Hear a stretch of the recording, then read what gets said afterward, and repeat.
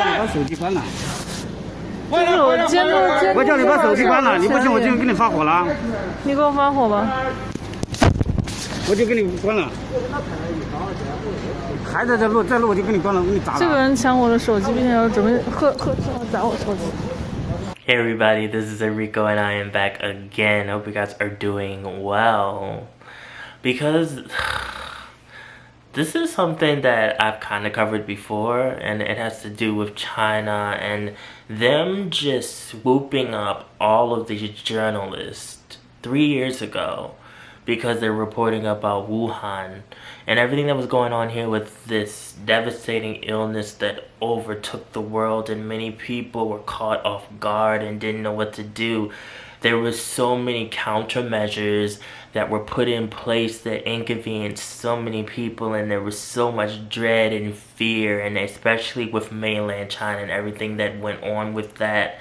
And there were many people that had theories of just how the outbreak was being used as a way to control people and to keep people, you know, inside and boxed up and not having their freedoms. And China is a place where there's a constant problem with over-policing their people, having total control of their people. So many of these journalists all of a sudden decided that they wanted to report on what was going on with everything that was going on. And the world was here for it. The world was tuning in to see all of these videos and how a lot of stuff was being covered up. And China's leaders, or leader, as you would say, decided that no, no, you're not going to make this a popcorn show. You're not going to put everything out on the table. So what we're going to do is swoop all of you all up, and we're going to lock everybody up who has put out any videos, who has shown anything of what's going on inside of Wuhan. So many of these people disappeared, and no one knew if they were dead or alive. There are some videos that were put up of certain journalists crying, saying that, you know, something might happen to me.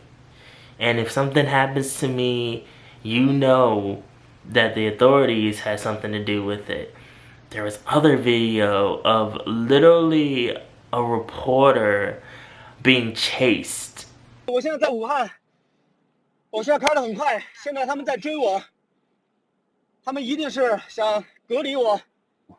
帮助我的朋友叫我喊到了这个门口。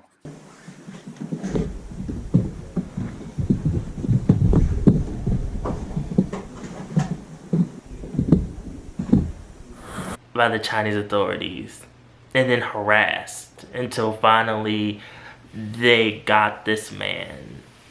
And now, 3 years later, a lot of these journalists that were very brave are being secretly released and just randomly brought back out into the world.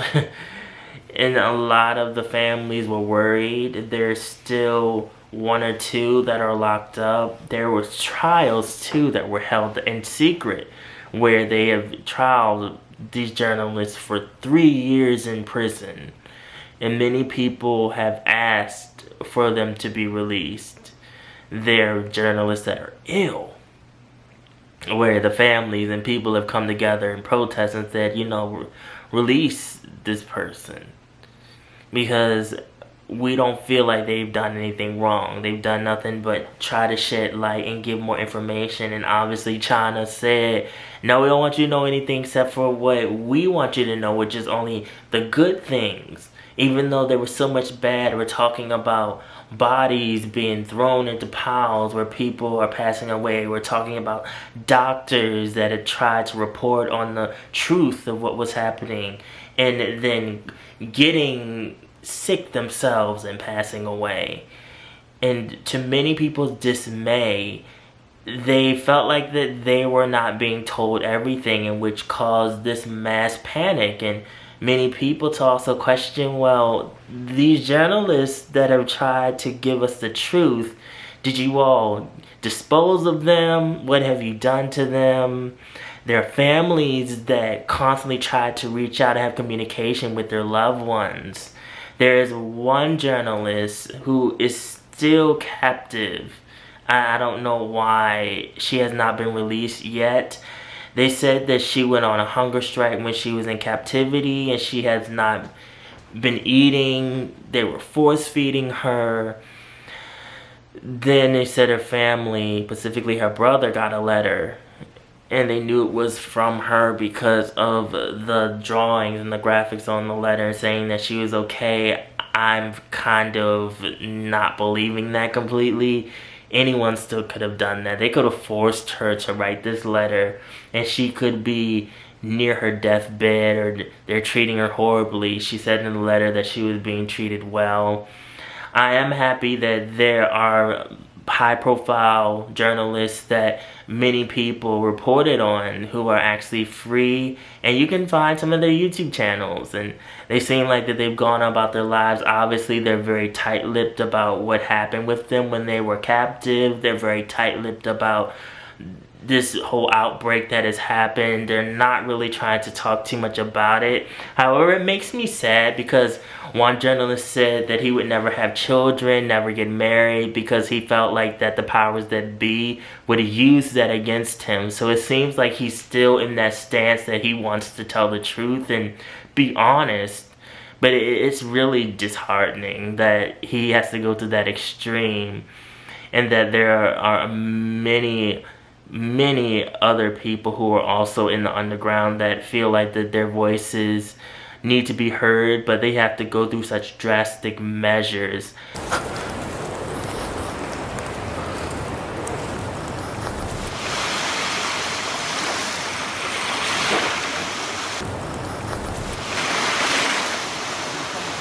如果一个集权在使用这样的技术在控制人民，那么人民想要反诉他，想要去诉诸，甚至我连认识对手的机会都没有。我说对于人来说，所以说我觉得是很有必要把这些现在最前沿的这些发展和最落后的社会制度正在利用这些前沿的技术干的这些事情，我觉得把它抽丝剥茧的、一五一十的，把它掰开揉碎的讲，我觉得是有意义的。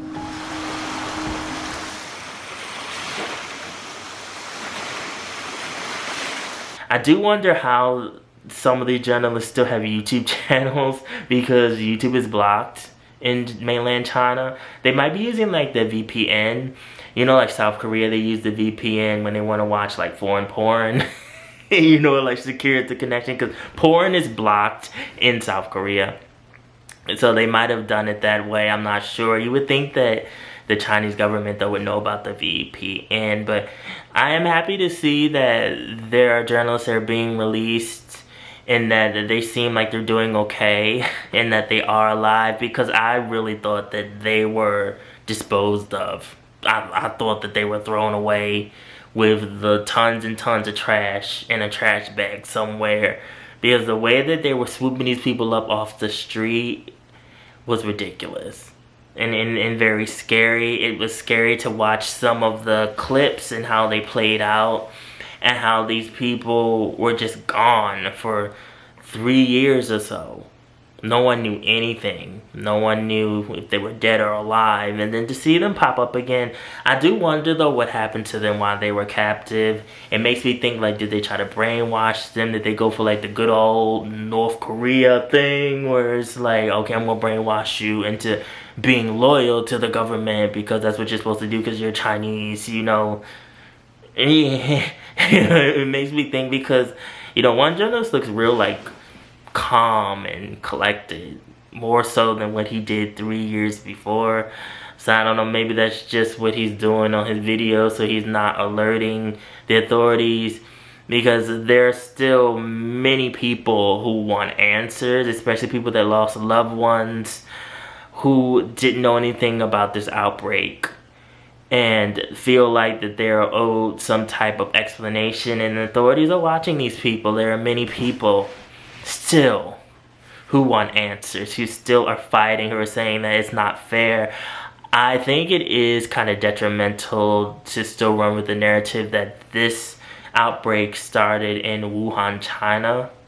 I do, however, think that the Chinese government used this outbreak to further control their people and to further promote this agenda of keeping their society under the government's thumb, keeping people locked in together in cages, where it started to cause like mass hysteria. And there were many people that were questioning. They're like, we don't have food, we're stuck in this one place, what are you all doing? Like, why can't we go on about our lives? Everybody else, every other place in the world is moving on about our lives. They're like, get us out of here. They're in their apartments screaming from the windows.